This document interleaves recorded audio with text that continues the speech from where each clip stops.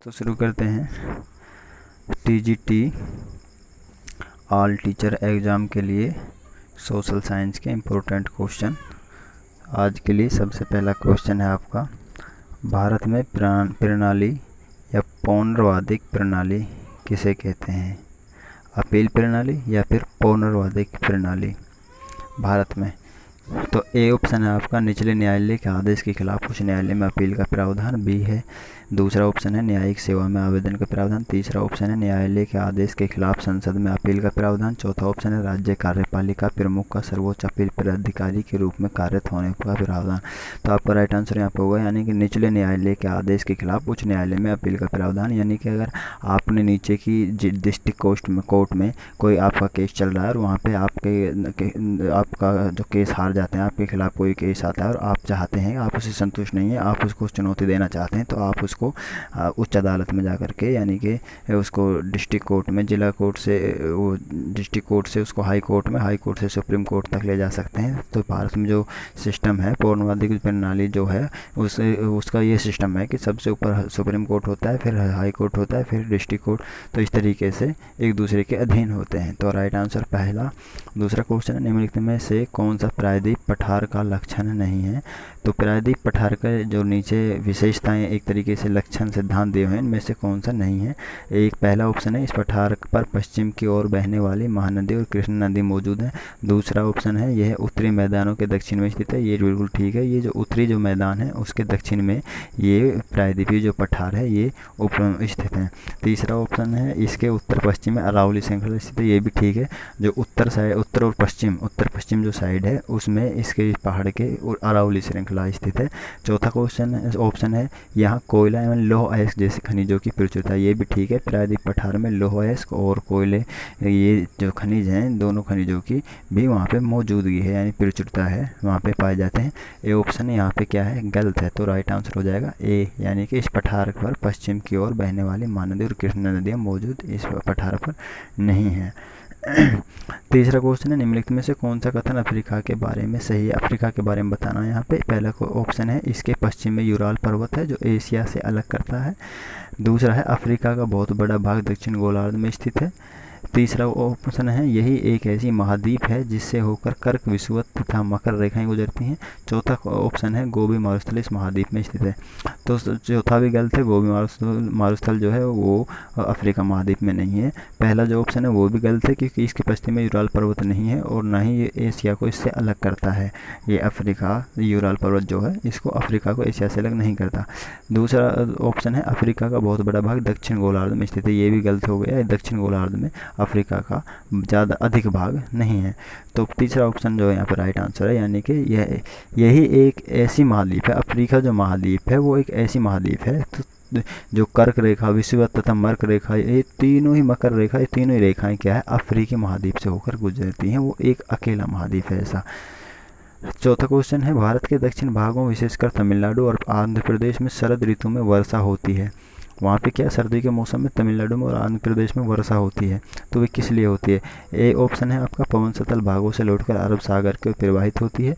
B option है, पवन सतल भागों से लौटकर बंगाल की खाड़ी की ओर प्रवाहित होती है। यानी कि सतल जो भाग है, ज़मीनी जो भाग है, वहाँ से पानी की तरफ जा रही है हवाएं जो हैं, तो कौन से, यानी अरब सागर की तरफ जा रही हैं या फिर बंगाल की खाड़ी की तरफ जा रही हैं? तीसरा ऑप्शन है, पवन अरब सागर से बंगाल की खाड़ी की ओर प्रवाहित हो रही है, यानी यहाँ पे क्या है, पानी से पानी में प्रवाहित हो रही है।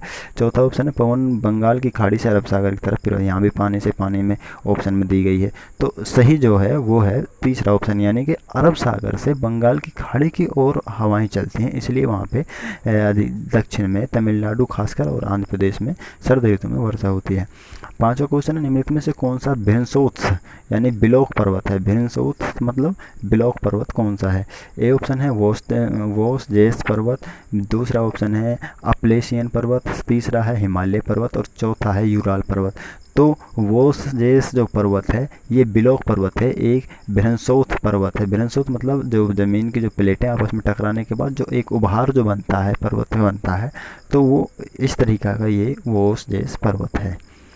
छठा क्वेश्चन में कथन ए पृथ्वी से हमें चंद्रमा का केवल एक ही भाग दिखाई पड़ता है। एक बात कही जा रही है यहाँ पे कि पृथ्वी से हमें चंद्रमा का एक भाग दिखाई पड़ता है। फिर दूसरा उसका कारण बताया जा रहा है कि क्यों, क्योंकि चंद्रमा पृथ्वी का एक चक्कर लगभग 27 दिनों में पूरा करता है और लगभग इतने ही समय में वह अपने अक्ष पर एक चक्कर भी पूरा करता है। इतने ही समय में अपने अक्ष पर भी एक चक्कर पूरा करता है वो, और इतने ही समय में चंद्रमा क्या है, पृथ्वी का एक चक्कर पूरा करता है 27 दिन में। तो इनमें बताना है, ए ऑप्शन है आपका, ए गलत है परंतु बी सही है। दूसरा ऑप्शन है ए और दो दोनों सही हैं और बी सही व्याख्या करता है ए की। तीसरा ऑप्शन है ए और बी दोनों ही सही हैं परंतु बी सही व्याख्या नहीं है ए की। चौथा है ए सही है परंतु बी गलत है। तो यहाँ पे दूसरा ऑप्शन बिल्कुल आपका सही आंसर है, यानी कि जो पहला जो कथन दिया गया है, यानी चंद्रमा का हमें एक ही भाग दिखाई देता है, वो क्यों दिखाई देता है उसका कारण भी बताया गया है, जो बिल्कुल सही कारण है। सातवां क्वेश्चन देखते हैं, कायांतरित सेल के बारे में दिए गए कथनों पर विचार कीजिए। यहाँ पे कायांतरिक जो सेल है, चट्टान है, इसके बारे में यहाँ पे बताना है। ए आग्नेय और अवसादी सेल उच्च ताप और दाब के प्रभाव में कायांतरित सेलों में परिवर्तित हो जाते हैं। तो ये भी बिल्कुल सही है। क्या है, आग्नेय और जो अवसादी जो चट्टानें होती हैं वो उच्च दाब उन पर जब पड़ता है और ताप और दाब यानी गर्मी और फिर ऊपर से दाब पड़ता है तो वो कायांतरित सेल बन जाते हैं। यानी कि कायांतरित सेल भी एक आग्नेय और अवसादी चट्टान ही होती हैं। ये बात तो बिल्कुल ठीक है। बी ऑप्शन देखते हैं, कायांतरित सेल उच्च दाब और दाब के प्रभाव से पिघलकर द्रवित मैग्मा बनते हैं। ये भी ठीक है। पहले क्या होता है, आग्नेय अवसादी जो चट्टान होती हैं वो कायांतरित सेल बनती है, फिर कायांतरित सेल पे फिर दोबारा से दाब और ताप पड़ता है तो वो क्या है, वो मैग्मा बन जाती हैं। ठीक है। और तीसरा ऑप्शन देखते हैं, संगमरमर एक कायांतरित सेल। ये भी ठीक है। जो संगमरमर यहाँ पे उदाहरण दिया गया है ये एक कायांतरित सेल का उदाहरण है। तो ए ऑप्शन देखते हैं, पहला ऑप्शन है ए एवं सी सही है और बी गलत है। दूसरा ऑप्शन है बी एवं सी सही है और ए गलत है। तीसरा ऑप्शन है ए एवं बी सही है और सी गलत है। चौथा क्वेश्चन है ए बी और सी तीनों सही। तो यहाँ पे तीनों ही सही हैं, यानी कि पहले आग्नेय और अवसादी चट्टानें होती हैं, उनको ताप और दाब लगने के बाद कायांतरित सेल बनते हैं। कायांतरित सेल पे फिर ताप और दाब लगने से उनका मैग्मा बन जाता है, द्रवित मैग्मा हो जाता है। और यहाँ पे एग्जाम्पल दिया गया है कायांतरित सेल का संगमरमर। आठवां क्वेश्चन है, अंतरिक्ष से प्रवेश करने वाले उल्कापिंड वायुमंडल की किस परत में आने पर जल जाते हैं। ए समताप मंडल, दूसरा है वायुमंडल, तीसरा है, यहाँ पे गलती से दो डबल लिख गया है, यहाँ पे बट निशान लगा हुआ है सही आंसर पे, मध्यमंडल, और चौथा है आपका बहिर्मंडल। तो यहाँ पे थर्ड ऑप्शन है, ये सेकंड लिख गया है गलती से यहाँ पे। तो ये मध्य मंडल में क्या है, जो भी अंतरिक्ष से जो प्रवेश करते हैं जो उल्कापिंड, वो मध्य मंडल में आकर के वायुमंडल के जो ये एक परत है मध्य मंडल, वहाँ पर आकर के बिल्कुल वो खत्म हो जाते हैं।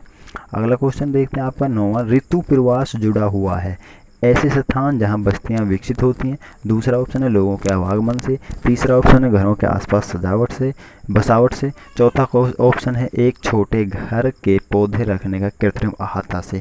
तो यहाँ पर आपका राइट आंसर होगा लोगों के आवागमन से, यानी कि ऋतु पर जो प्रवास होता है ये एक तरीके से हम कह सकते हैं घुमंतु जो लोग होते हैं, जो चारवाह होते हैं, जो इधर से उधर अपने पशुओं को चराने के लिए ले जाते हैं। यानी ऋतु परिवर्तन हुआ, ऋतु प्रवास मतलब ऋतु परिवर्तन हुआ, कहीं पे गर्मी आएगी तो वहाँ पे घास फूस वगैरह वो सूख जाते हैं, तो वहाँ पे वो अपने पशुओं को नहीं चला पाते, इसलिए वो ऐसी जगह चाहते हैं जहाँ पे उस समय में घास हो, तो इस स्थान पर चले जाते हैं। फिर वहाँ पे घास खत्म हो जाती तो वो अपने वहीं पर आ जाते हैं, यानी एक तरीके से पशु का जो चारा होता है वो उसके लिए जाते हैं। तो ये ऋतु प्रवास क्या है, लोगों के आने जाने से जुड़ा हुआ आवागमन से। 10वां क्वेश्चन है यहाँ पे स्थायी पवनों के संबंध में कथन ए और बी पर विचार कीजिए। यानी कि जो स्थायी हवा है, हवाओं के बारे में बात हो रही है यहाँ पे, अस्थायी हवाएं हैं जो ए और बी पर यहाँ पे विचार करना, जो नीचे दी गए हैं। ये स्थायी हवाएं होती हैं, ये सारे वर्ष चलती हैं लगातार और एक निश्चित दिशा में चलती हैं, एक ही दिशा में चलती हैं। या फिर बी है जो पश्चिम एवं पूर्वी पवनें, इनके उदाहरण हैं, यहाँ पे एग्जाम्पल पे दिया गया है। तो अब देखते हैं इनमें से ए और बी में से कौन सा सही है। पहला ऑप्शन है ए और बी दोनों गलत हैं। दूसरा ऑप्शन है ए गलत है बी सही है। तीसरा ऑप्शन है ए सही है बी गलत है। चौथा ऑप्शन है ए और बी दोनों सही हैं। तो यहाँ पे आपका राइट आंसर होगा तीसरा ऑप्शन, ए सही है पर बी गलत है।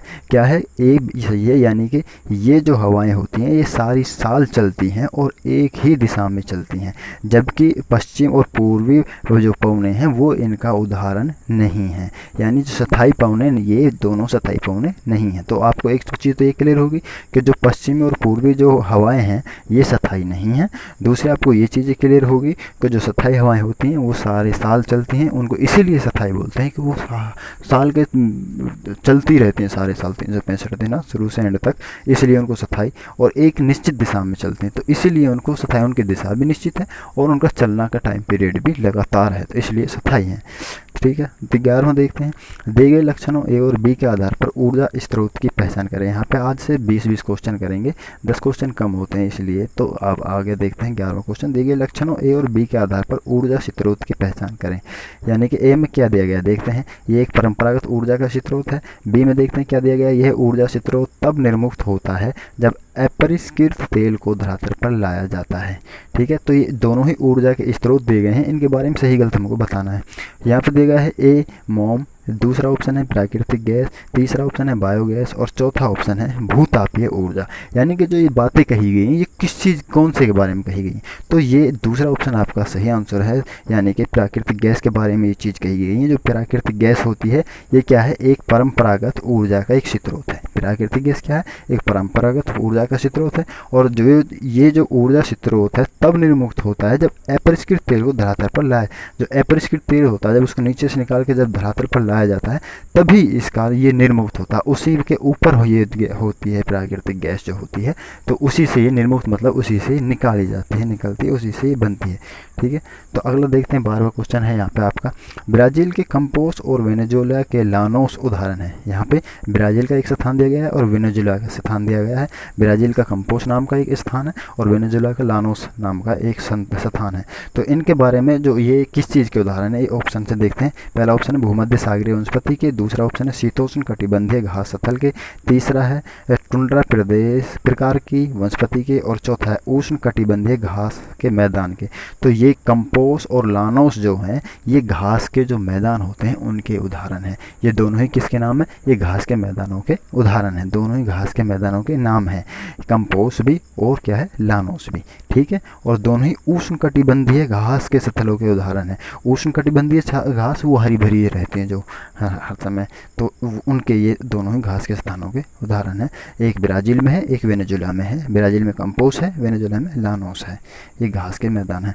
13वां क्वेश्चन देखते हैं, जलवायु के संबंध में कथन ए और बी पर विचार कीजिए। यहाँ पे जलवायु के बारे में क्वेश्चन पूछा है, तो ए पे देखते हैं जलवायु वायुमंडल में दिन प्रतिदिन होने वाला परिवर्तन है। बी देखते हैं किसी स्थान की जलवायु सिर्फ उसकी ऊंचाई तथा उच्चावच पर निर्भर करती है। ए पहला ऑप्शन है, ए और बी दोनों गलत हैं। दूसरा ऑप्शन है ए सही है बी गलत है। तीसरा ऑप्शन है ए गलत है बी सही है। चौथा ऑप्शन है ए और बी दोनों सही हैं। तो यहाँ पे दोनों ही क्या है, गलत हैं। जलवायु वायुमंडल में क्या है, दिन प्रतिदिन जो होने वाला परिवर्तन है वो जलवायु नहीं है, बल्कि जलवायु क्या है, ये एक निश्चित जो टाइम पीरियड होता है उसके हिसाब से ये परिवर्तित होती है, ना कि दिन प्रतिदिन। किसी स्थान की जलवायु सिर्फ उसकी ऊंचाई तथा उच्चावच पर भी निर्भर नहीं करती। ठीक है, यानी उसकी ऊंचाई और उच्चावच उसमें यानी कि ऊंचाई पे जो परिवर्तन होते हैं उन पर भी ये निर्भर नहीं करती। तो चौथा क्वेश्चन 14वां देखते हैं, भारत का शोध संस्थान मैत्री कहाँ अवस्थित है। जो मैत्री है ये भारत का शोध संस्थान है वैसे तो, पर ये अदर वो ये क्या जो है अब कहाँ पर स्थित है। ए पहला ऑप्शन है एशिया, दूसरा अंटार्कटिका, तीसरा है यूरोप और चौथा ऑस्ट्रेलिया। तो ये अंटार्कटिका ये यहाँ पे स्थित है भारत का मैत्री नाम का संस्थान, और ये कैसा संस्थान है, ये शोध संस्थान है। तो मैत्री अगर आपसे पूछ ले मैत्री किस प्रकार का संस्थान, तो मैत्री एक शोध संस्थान है और ये भारत का है और ये अंटार्कटिका पर स्थित है। 15वां क्वेश्चन देखते हैं, निम्नलिखित में से कौन सा कथन खनिज के संदर्भ में सही नहीं है। खनिज के बारे में यहाँ पे पूछी गई है, कौन सी बात सही नहीं है। यानी पहला ऑप्शन है सभी खनिज अधात्विक होते हैं। दूसरा ऑप्शन है ये प्राकृतिक रूप से प्राप्त होने वाले पदार्थ हैं। खनिज जो है ये प्राकृतिक रूप से ही प्राप्त होते हैं, ये बात बिल्कुल ठीक है। तीसरा ऑप्शन है आपका इनका एक निश्चित रासायनिक संगठन होता है, ये भी ठीक है। रासायनिक टेबल भी बनाई गई है इनकी, एक संगठन के आधार पर इनके एक अलग अलग कैटेगरीज बनाई गई हैं। और चौथा ऑप्शन है ये विभिन्न प्रकार के भूवैज्ञानिक परिवेश में निर्मित होते हैं। ये भी ठीक है, यानी विभिन्न यानी कि अलग अलग प्रकार के भूवैज्ञानिक मतलब ज़मीन से जुड़े हुए जो वैज्ञानिक कार्य होते हैं उनके जो उनमें में ये क्या है निर्मित होते हैं। जबकि ए ऑप्शन जो है वो खनिजों के बारे में बिल्कुल गलत है कि सभी खनिज अधात्विक नहीं होते। कुछ खनिज ऐसे भी होते हैं जो धात्विक होते हैं, जिनमें धातुएं प्राप्त होती हैं जिन खनिजों से। तो पहला आपका राइट आंसर होगा। 16 देखते हैं, तो मिलान करना है यहाँ पे नर्मदा घाटी। तो नर्मदा घाटी के बारे में यहाँ पे देखते हैं अखरोट और संग्रहण। नर्मदा घाटी में क्या है, अखरोट एक फल होता है, जो वो एक फल होता है, ये उसमें मेवे में चलता है बादाम की तरह, अखरोट एक फल। तो और संग्रहण माने इकट्ठा करना।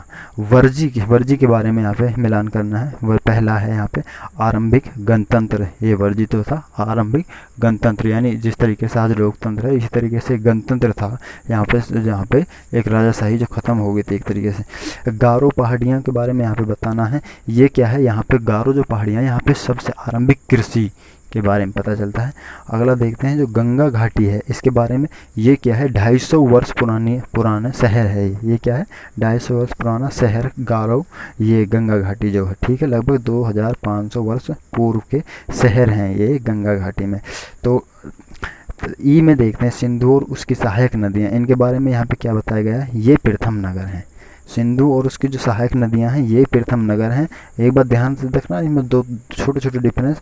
और जो गंगा घाटी है यहाँ पे शहर की बात हो रही है, ये 2,500 साल पुराने शहर हैं गंगा घाटी में। और सिंधु और उसकी जो सहायक नदियां हैं, सिंधु घाटी सभ्यता इसका भी नाम, इसमें भी घाटी शब्द आता है। तो ये क्या है, ये नगर हैं प्रारंभिक।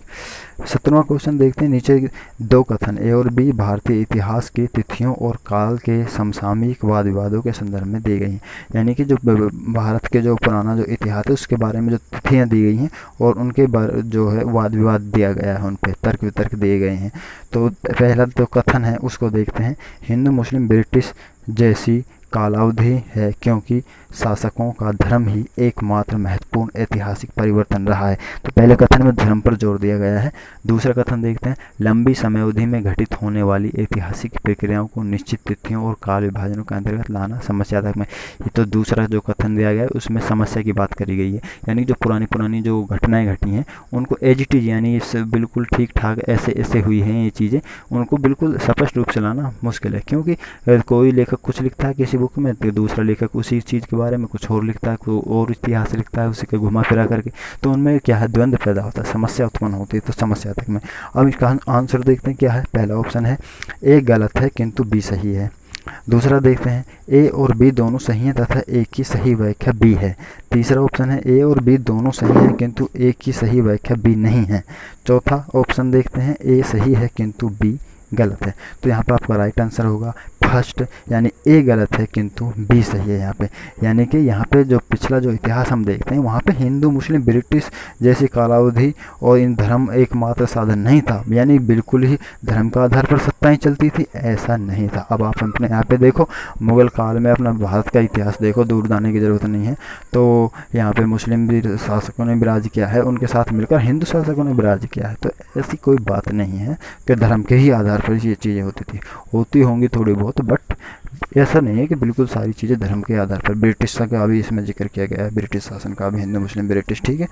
तो यहाँ पे जो दूसरा है वो बिल्कुल ठीक है। ये इसलिए ठीक है, ये आप भी सोच समझते हो। तो वो जो इतिहास होता है, अलग अलग तरह की बुक हैं, अलग कुछ ना कुछ थोड़ा बहुत डिफरेंस समस्यात्मक होता है ये बहुत चीज़ें। तो ये बिल्कुल दूसरा सही है, पहला गलत है। 18 देख रहे हैं, नीचे दो कथन 19वीं शताब्दी में नई लोकप्रिय भारतीय कला के संदर्भ में है। नीचे दो कथन दिए गए हैं जो भारत की जो संस्कृति है, भारतीय की जो कला है, ठीक है, जो लोकप्रिय कला है भारत की, उसके बारे में दिए गए हैं 19वीं शताब्दी की, ठीक है, यानी 1800 से बाद। अभी यहाँ पे देखते हैं कथन ये क्या दिया गया है, कई चित्रों में अपने आसपास के बदलावों का उपहास किया गया, यानी हमारे आसपास परिवर्तन हो रहे हैं, चित्र में हम परिवर्तनों को दिखा रहे हैं, फिर उनमें जो परिवर्तन हो रहे हैं उनको हम फिर भी छुपा रहे हैं। यानी एक तरीके से हम किसी चीज़ को लिखते समय उसमें सही चीज़ें ना लिखना, उसमें कुछ चीज़ें छुपा लेना, एक तरीके से ये समझो। लोगों के नए शौकों को मजाक तथा औरतों को घर से बाहर न निकालने की सलाह दी गई। दूसरा देखते हैं यहाँ पे, राष्ट्रवादी विचारों को अभिव्यक्त करने और लोगों को ब्रिटिश शासन के खिलाफ उद्वेलित करने के लिए छवियों का इस्तेमाल किया जाता था। छवि, ये भी एक चित्र की तरह ही हो गई। तो देखते हैं आंसर। पहला है ए गलत है किंतु बी सही है। दूसरा ऑप्शन है ए और बी दोनों सही हैं तथा ए की सही व्याख्या बी है। तीसरा देखते हैं और भी दोनों सही हैं किंतु ए की सही व्याख्या बी नहीं है। चौथा देखते हैं ए सही है किंतु बी गलत है। तो यहाँ पे तीसरा ऑप्शन राइट आंसर है, यानी ए और बी दोनों ही सही हैं वैसे तो, किंतु ए जो है वो ए की सही व्याख्या बी नहीं है। बी जो है वो ए की सही व्याख्या नहीं है, यानी दोनों अलग अलग हैं और दोनों अलग अलग ये सही हैं अपने अपने लेवल पे, ठीक है।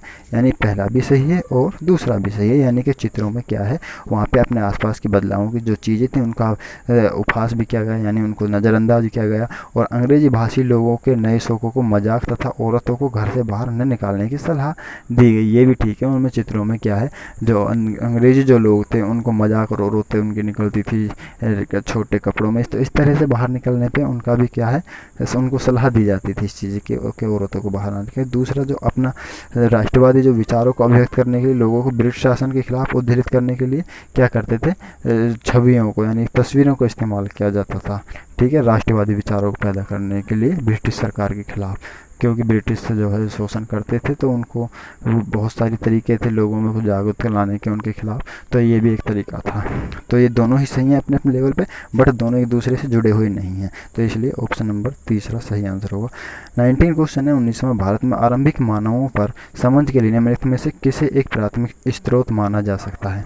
यहाँ पे आरंभिक जो मानव है उन पर हमको समझ यानी उनके बारे में जानकारी ग्रहण करनी है, उन पर समझ विकसित करने के लिए कौन से स्रोतों को माना जाता है। यहाँ पे शुरू के जो स्रोत पहले, तो पहले देखते हैं मध्य प्रदेश के शैल चित्रकला, दूसरा ऑप्शन है कांगड़ा शैली की चित्रकला, तीसरा ऑप्शन है गिरनार का शैल अभिलेख, चौथा ऑप्शन है पादशाह नामक चित्रकला। तो यहाँ पे आपका राइट आंसर होगा मध्य प्रदेश की जो शैल चित्रकला है इसको भी क्या है प्राथमिक स्रोत माना जाता है यहाँ पे आरंभिक मानव की समझ का भारत में। जबकि और भी इसके अलावा ताम्रपात्र वगैरह ये जो चीज़ें हैं पाषाणकालीन प्रापाषाणकालीन जो युग है उसमें जो ये मिलते थे मृद भांड वगैरह, उनसे भी इन चीज़ों का पता लगाया जाता है।